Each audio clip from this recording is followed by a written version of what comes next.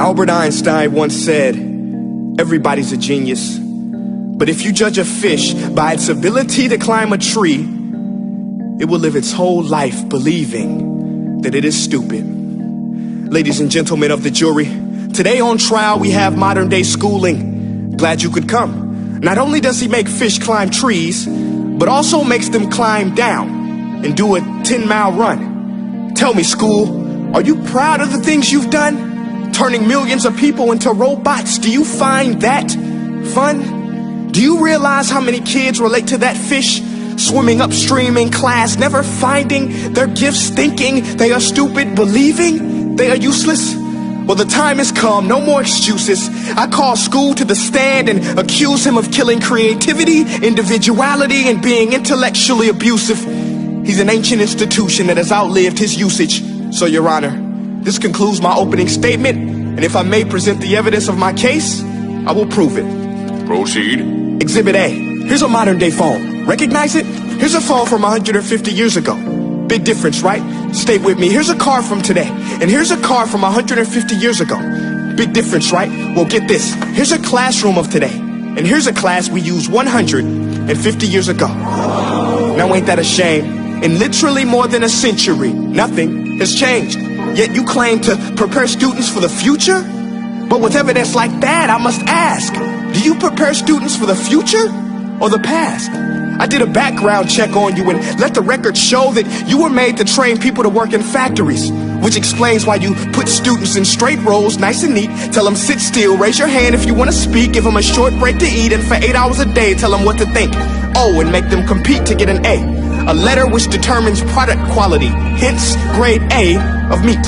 I get it. Back then, times were different. We all have a past. I myself am no Gandhi. But today, we don't need to make robot zombies. The world has progressed. And now we need people who think creatively, innovatively, critically, independently, with the ability to connect. See, every scientist will tell you that no two brains are the same. And every parent with 2 or more children will confirm that claim. So please explain why you treat students like cookie cutter frames or snapback hats, giving them this one-size-fits-all crap. Watch your language. Sorry, Your Honor, but if a doctor prescribed the exact same medicine to all of his patients, the results will be tragic. So many people will get sick, yet when it comes to school, this is exactly what happens, this educational malpractice, where one teacher stands in front of 20 kids, each one having different strengths, different needs, different gifts, different dreams, and you teach the same thing the same way? That's horrific. Ladies and gentlemen, the defendant should not be acquitted. This may be one of the worst criminal offenses ever to be committed.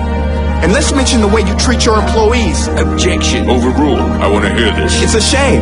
I mean, teachers have the most important job on the planet, yet they're underpaid? No wonder so many students are short-changed. Let's be honest. Teachers should earn just as much as doctors, because a doctor can do heart surgery and save the life of a kid. But a great teacher can reach the heart of that kid and allow him to truly live. See, teachers are heroes that often get blamed, but they're not the problem. They work in a system without many options or rights. Curriculums are created by policymakers, most of which have never taught a day in their life. Just obsessed with standardized tests. They think bubbling in a multiple choice question will determine success. That's outlandish. In fact, these tests are too cruel to be used and should be abandoned, but don't take my word for it.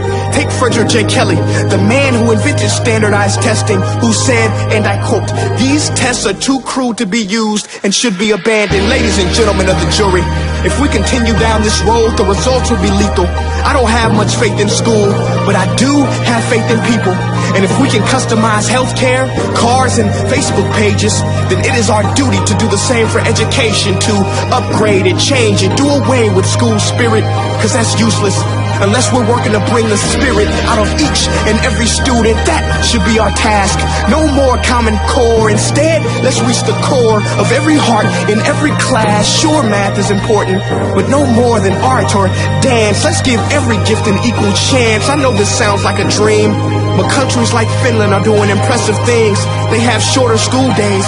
Teachers make a decent wage. Homework is non-existent, and they focus on collaboration instead of competition. But here's the kicker, boys and girls.